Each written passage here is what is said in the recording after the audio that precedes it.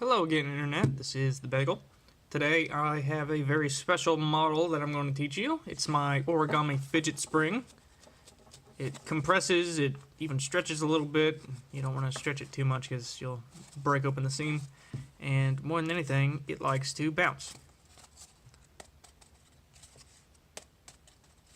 And if you make a lot of these, you can actually take them and connect them all together. And you get this super long fidget spring. Connects pretty easily, just like, of course I mess up right in front of the camera, just like that. And there you go. So then you've got, this one is 4 springs put together. Pretty cool. And then when you want it off, you just grab one, pull the other off. Alright. For this model, I highly recommend 10-inch Kami. That's what all these are made out of, and you can see how small it is. If you hate yourself, go ahead and try to use 6-inch Kami, or you can even use printer paper, I guess. But I don't think either of those will work out very well.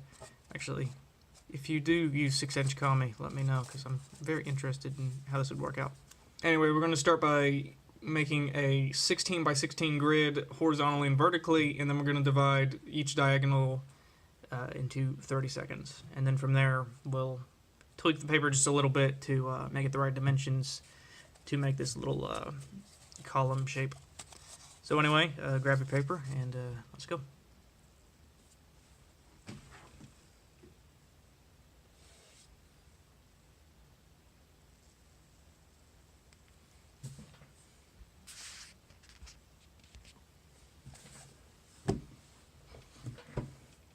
Alright, so, like I said, we're going to start by making a 16 by 16 grid. So what you want to do first is take the bottom edge of the paper and bring it up to the top.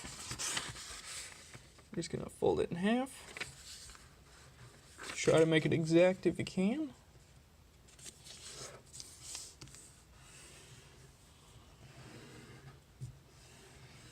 There we go. Now you want to bring this bottom edge to that middle crease.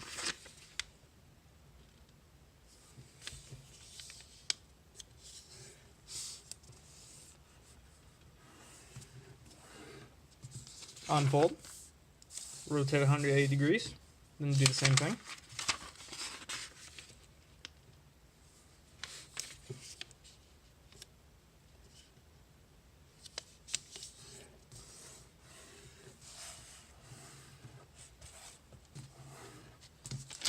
Alright, now we're going to bring the bottom edge to the crease that we just made.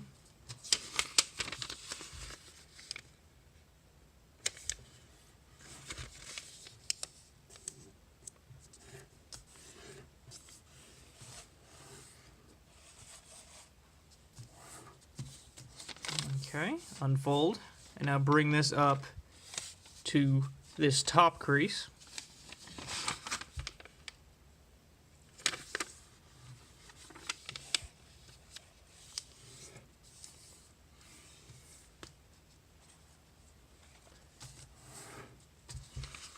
Unfold, rotate 180 degrees. Once again, you want to bring this bottom edge to this first crease.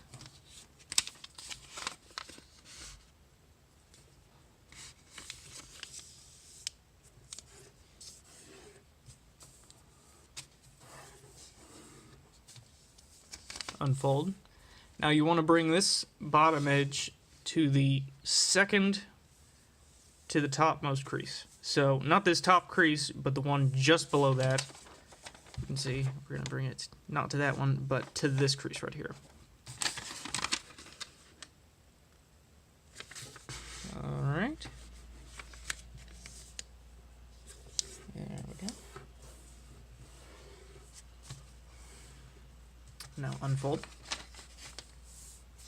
Now, I'm sure you understand what to do now. We're going to take this crease and bring it to this first crease. We're basically just folding each of these dimensions in half, or each of these rectangular sections. Try to crease well because it'll work out later. Unfold. Now you want to bring this to this crease right up here. So it'll be at the top of the second rectangle.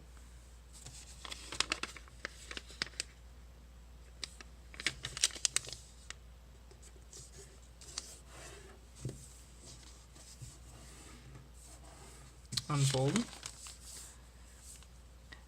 Now we're going to bring it up to, once again, the top of this, or sorry, the top of the third rectangle up here. So you can see we're going to bring it up to this crease that's the third to the top.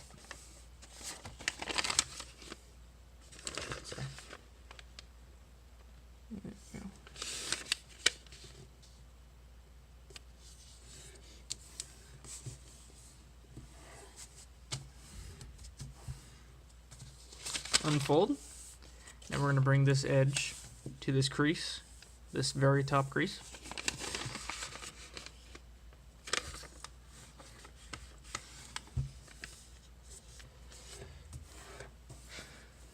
All right. Unfold it. Rotate 180 degrees. Once again, bring this bottom edge to this first crease.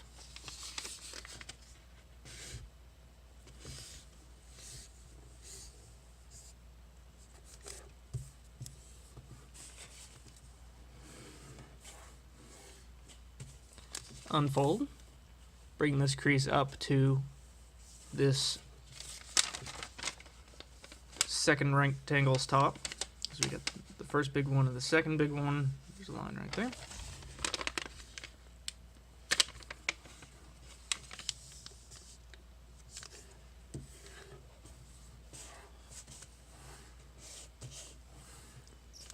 All right, unfold. Now we're going to bring this edge to this crease right here. So it's the second, or sorry, let's see. It's the crease at the top of this second smaller unit right here. It's this little strip right here, the top of that.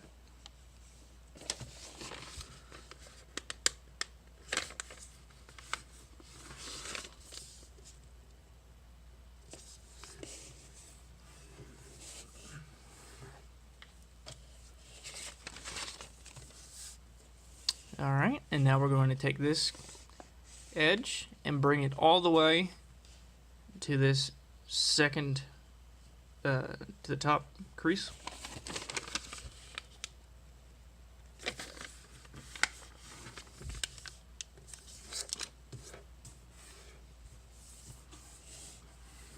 Alright, and then if you unfold that, we now have the paper divided into 16 rows. So now what you want to do is rotate 90 degrees and start everything go in this direction. So just everything you did already,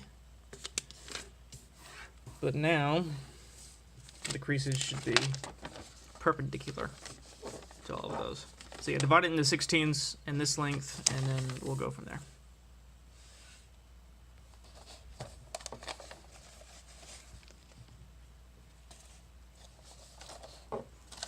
Alright, so once you've made all of those creases, you should have a 16 by 16 grid of squares. Now you'll notice that the paper is kind of curling up a little bit. What you need to do is you'll want to fold backwards on each of these creases. That way it can become what Jeremy Schaefer calls genderless. I don't know if that's a term everybody uses or if that's just him. So basically just take each crease and fold backwards on it. Doesn't have to be sharp. And then just go through and do that to every one of these. That'll not only solve the problem of the paper rolling up, but it'll also just help out later whenever we're collapsing the model into the correct position that we want.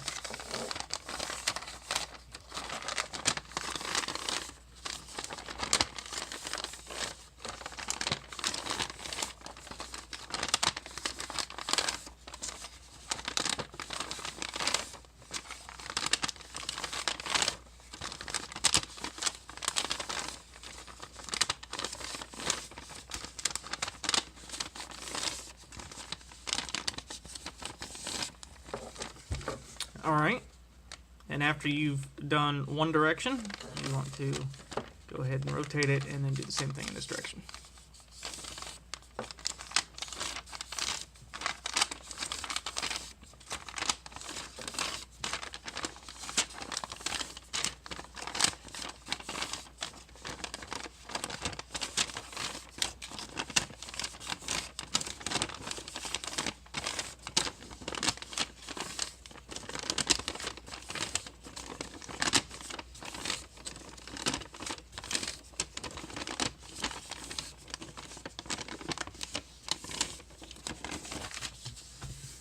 Alright, so now all the creases should be genderless. It should lay pretty flat. So you can see we've definitely solved that problem of it rolling up and being a bit of a problem. Now what you want to do is you want to rotate 45 degrees, or just make it to where it looks like a diamond if you don't feel like relating it to geometry. And now what we're going to do is we're just going to make an X in the paper. So you want to take this point and bring it up to this point, way up here.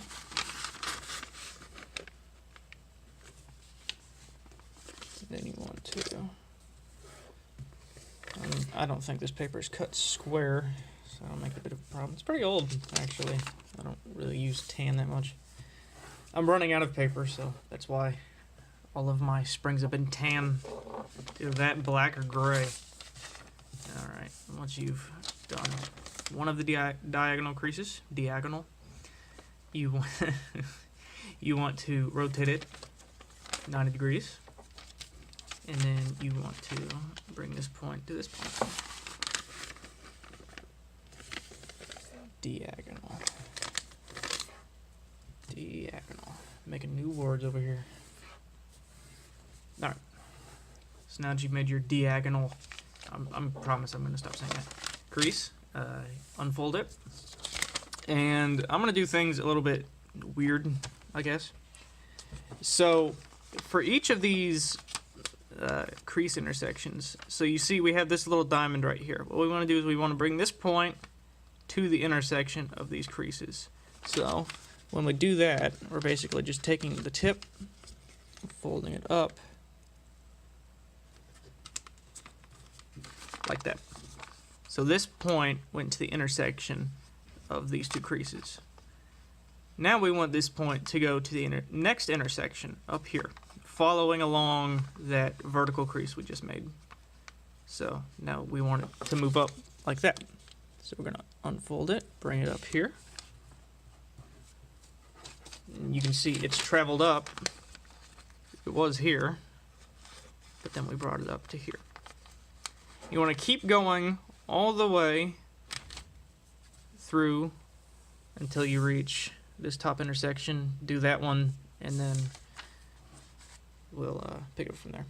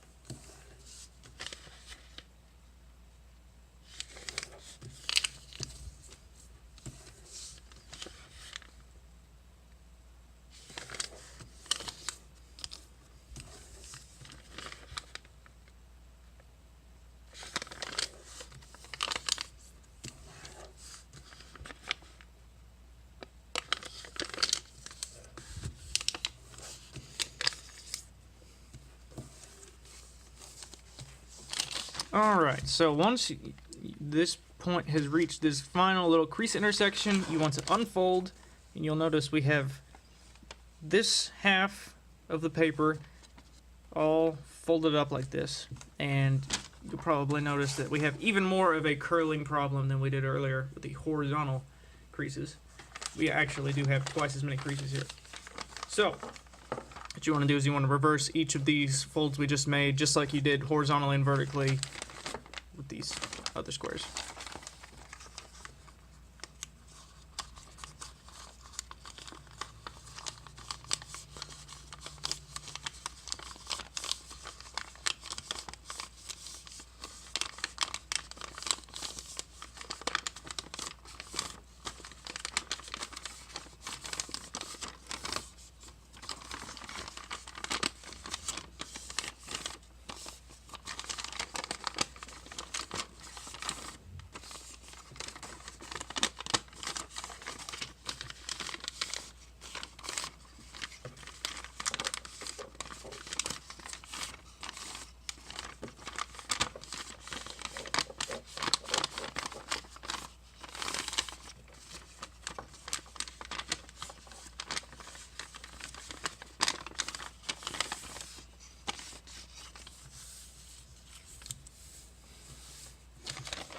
Alright, so once again, that not only helps with the curling of the paper, but it also just will help out later whenever we end up folding it. It'll be genderless, so it'll go either direction we want it to. Alright, so now what you want to do is repeat that on each of the 3 corners. I like to start at the opposite corner, just so I have one direction completely done, and then do the other.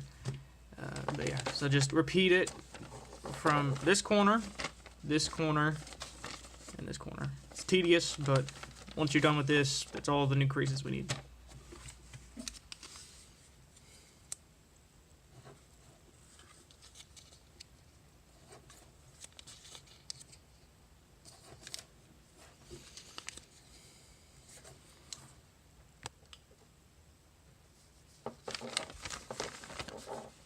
Alright, so once you get all of the creases, and there are a lot, you should have 16 squares each that have an X in them.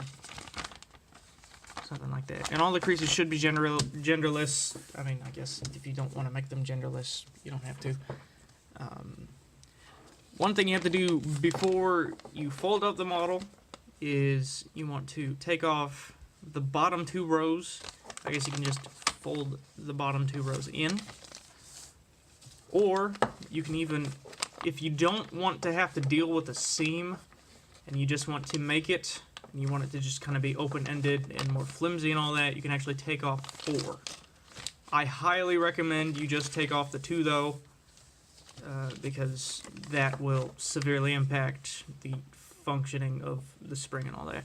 So I'm going to go ahead and take off this bottom 2, these bottom 2 rows, and then I'll draw the crease pattern on, and then I'll take you through how to collapse it. Alright, well, finally got the crease pattern on there.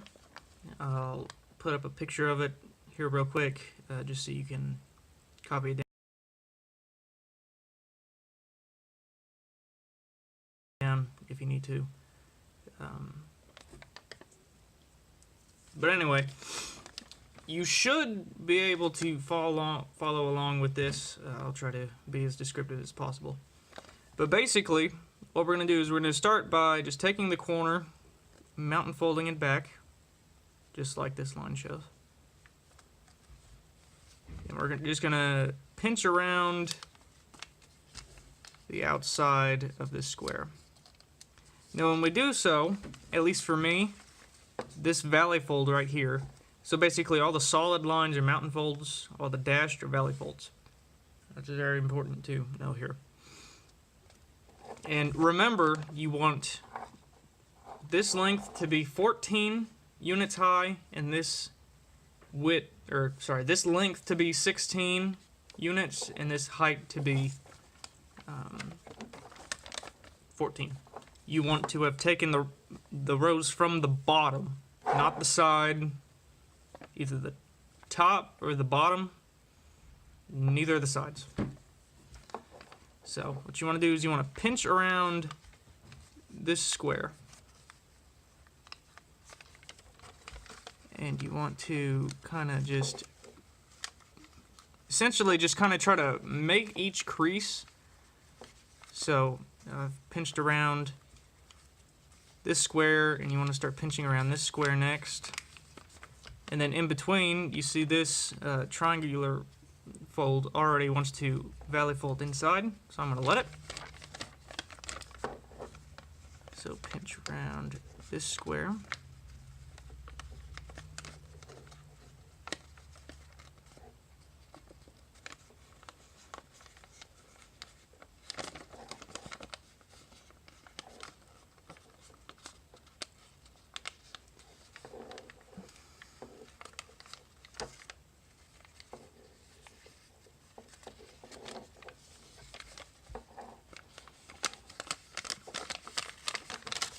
And then you just want to kind of ignore the top for now. So you can see I'm just pinching around these squares and tucking in these little triangular flaps as I go along. You want to make sure you're also folding each square in half as you go. That'll kind of get this natural mountain fold in, leading from the top of the diamond into these valley folds. You can see we have these natural little things. No need to draw them or anything, they're just going to happen.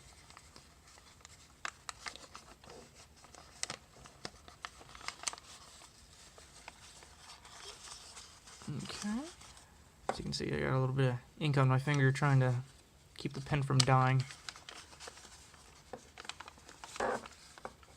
And one thing you can do is you see there's a mountain fold starting to go through the middle of all these squares in the next row. You can go ahead and make that if you want. I don't know that it actually helps a whole lot, but it's happening naturally, so it might. I don't know.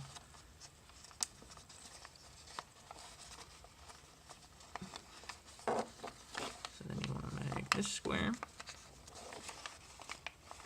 pitch around the outside, and every now and then you want to make sure you kind of squish it all together, just so you can keep the folds from just going right back to the way they used to be. And it's good to go ahead and try to make these valley folds up above. So basically, they're just going to be one unit up, and they're just going to be exactly the same as the top of the square. They're just going to be up one unit.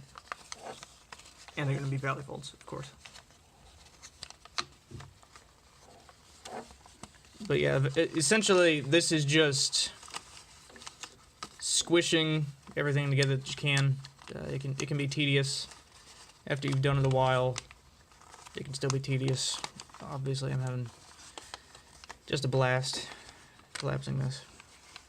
Luckily, the end product is more than fun. I've actually spent way too long playing with it. I'm going to unfold that mountain fold. I think it might be messing me up. I don't think I've done that before. But yeah, you want to kind of... I'm going to go ahead and start poking these squares up here. So as you can see, these two units have the square. Then we have a buffer. Alright, sorry about that. My camera just kind of stopped working there, ran out of space. It'll probably run out of space again, so don't be surprised. But hopefully I've appeased the camera gods for now. So, again, you just kind of want to do this. Oh yeah, I was talking about that buffer. So we got these two units have a row of squares. Then we have a unit width where it just a bunch of valley folds, and then the next two units above that, more squares, and then a buffer, and so on. I highly recommend you draw it on there your first time. I did not have that wonderful option whenever I was free folding this. This is actually the product of me having tried to make a tessellation. But what I ended up doing is I folded all these squares, which, if you've ever folded Jeremy Schaefer's flasher hat, real quick, I'll just close to that. Yeah, there it is. If you ever folded Jeremy Schaefer's flasher hat, you'll see there's these squares, exactly the same as what we're folding, the mountain on the outside, valley on the inside. It actually makes the hat go from vertical to a 90-degree turn, which is how the spring makes such sharp turns so quickly because we just have a lot of these squares overlapping.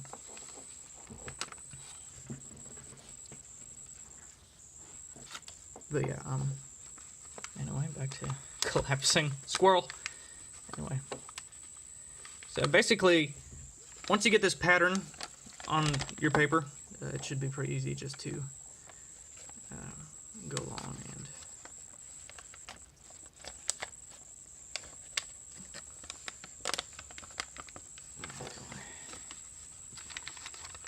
yeah, easy. Yeah, perfectly easy. But yeah, basically just pinch a few creases and kind of collapse a little bit. Even if not all the folds are correct, just doing it.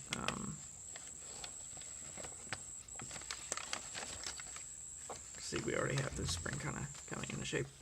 Oh god, sneeze. Oh, whoa! Ooh! Wow, spring, love it. Okay, still not done with the bottom row, but moved on to the top row just to kind of help everything move along. And, you know, it's fine just to move up if you need to, just whatever works. There's no legitimate strategy to this. It's just, you know, pushing, pressing, squishing until you're done. Put that on a t-shirt. Anyway, I'll speed up the video from this point on. Let me know if you have any problems. I'll make a separate video addressing them if I need to. But yeah, follow the crease pattern. I'll definitely make that. And yeah, good luck. Sorry if my footage cuts out again. Wouldn't be surprised. Alright, so once you're done with that, you'll notice that you can't exactly collapse it all the way.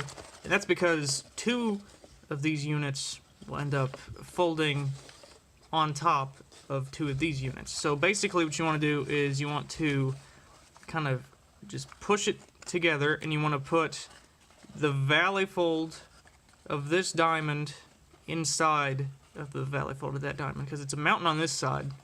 So if you just put the diamonds on top of each other, you'll be able to get them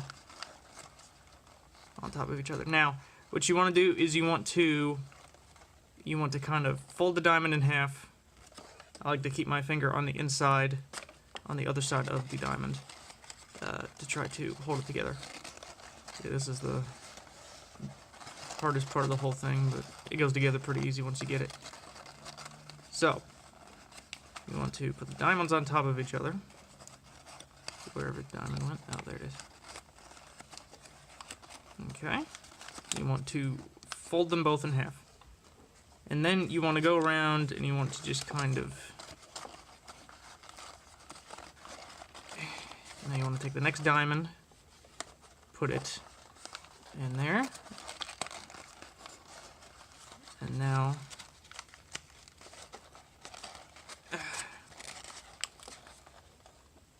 kind of put my middle finger down in there too.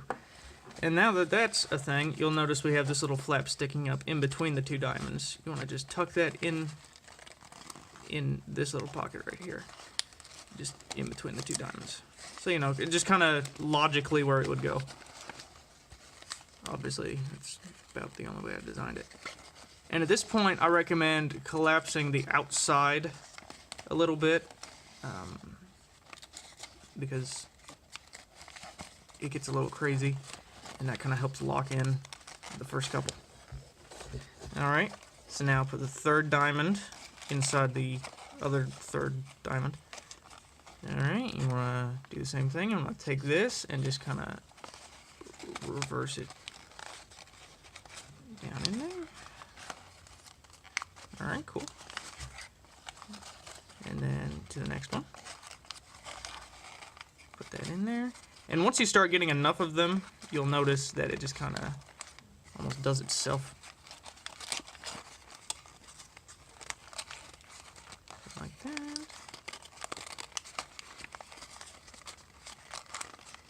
Like that.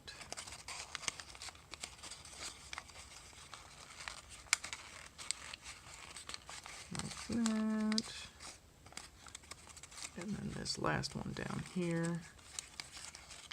You can go ahead and just put that in first.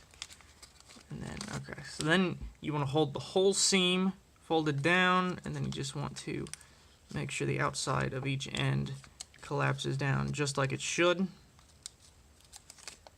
just like the crease pattern indicates.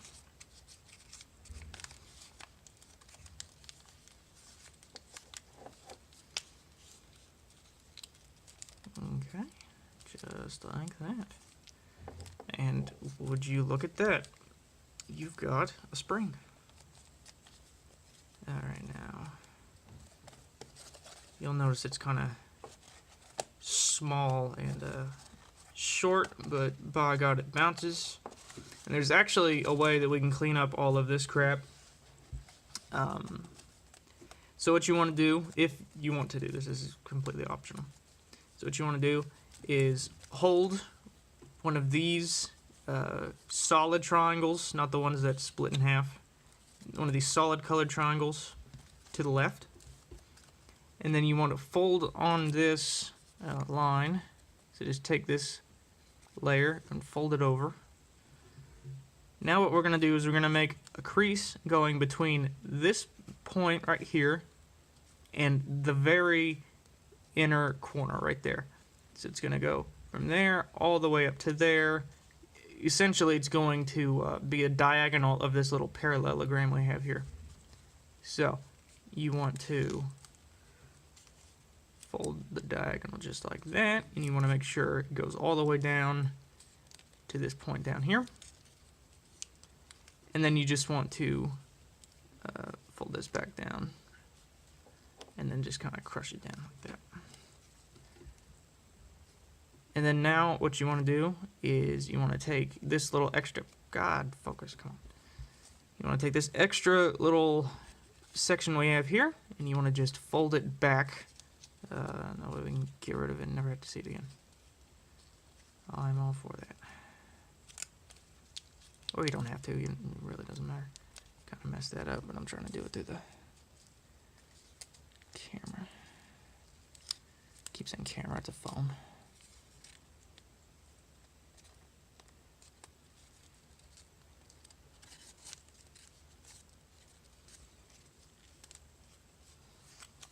Alright, so you've got one of the fixed sections. Now you want to do that on the other side of this triangle. Then diagonal from that, we have another one, and then the other side has a couple. So I'll go ahead and do that.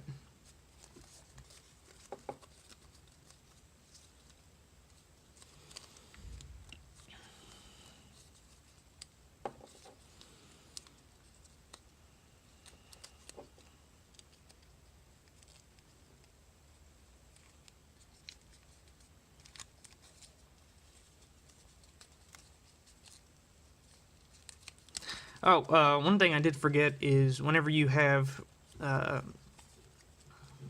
seam all done and all that, what you want to do is you want to take, like this side has an extra triangle, you just want to take it and you want to just tuck it inside. Just get it out of the way. We don't have to deal with that if we don't want to. And then just for my OCD, I like to take this inner flap and tuck it behind as well, just because I like to have this whole triangle white, and it's going to be exposed, as you'll see whenever I just do this. It's all going to be white, and I don't like it to be multicolored. That's just me. But I'm also the same kind of guy who likes to have asymmetrical Joy-Con when it comes to color. So it's not like I'm very consistent. Okay, anyway, back to all this folding and all that crap.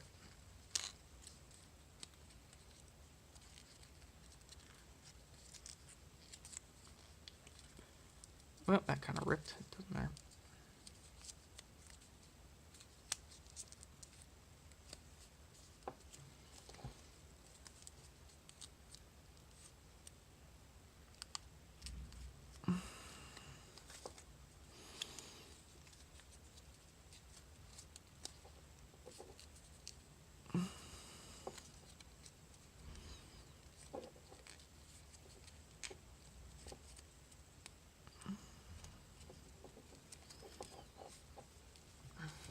Alright, this is what it should look like when one side's complete. I realize it looks kind of ugly, but again, I'm just kind of doing it just to demonstrate. And then you would do it on the other side too. I'm not going to do that just to save time, I guess, because I want to get this out as soon as I can. Now, just like I showed in the video, you'll notice that you can actually attach one of these springs to another, or in this case, a whole train of them. The way you do that is you want to have these two triangular flaps facing, like going in one direction, and then you want to have these triangular flaps on the other side. So basically what we're going to do is we're going to take these two white flaps and put them inside of these colored flaps, and then you want to take the other two white flaps and put them in the other colored flaps. So you're just going to take the flap, put it in the pocket, and then you want to do the same thing on this side. Same thing here in front. You only want to get the front layer, and then last but not least, this little top flap goes in. And then you just want to kind of take everything and just kind of crush it down just to make sure it doesn't pop right back out. And then when you want to detach, you just want to kind of, you can see where the seam is. You want to hold one spring and pull the other off. So, not that hard. I do have to say this is one of my favorite models I've ever created. Next up, I will be teaching Tetris, the Tetris pieces. I think I might just do it all in one video. I don't know. It really just depends on how I feel in the moment. But stay tuned for that. If you had any problems with this, let me know. I'll remake this or whatever. I'll definitely get a diagram posted somewhere in the video if I can, which absolutely I'll try to. If not, I'll just put up a picture. I don't really know what to do for that slot yet. But yeah, so that's the end of this video. Also, Tetris Effect right there. It is absolutely fantastic. For the love of God, if you haven't played it, you need to. It is the most wonderful piece of art since I designed this spring. So anyway, that'll do it. And I guess I'll see you guys whenever I feel like it. Bye.